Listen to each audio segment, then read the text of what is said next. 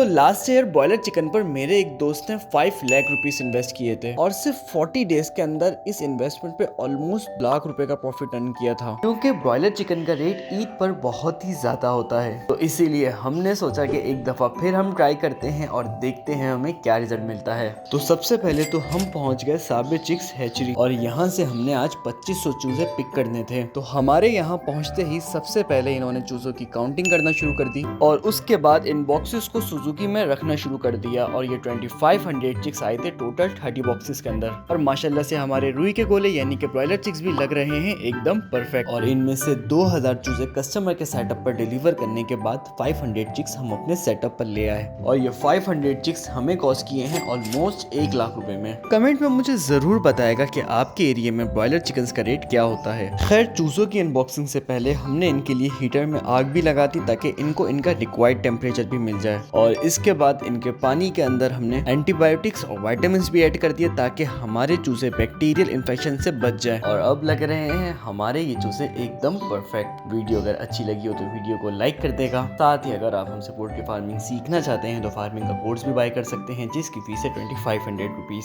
Course की मजीद detail के लिए आप हमारी टीम के व्हाट्सएप नंबर पर कॉन्टेक्ट कर सकते हैं।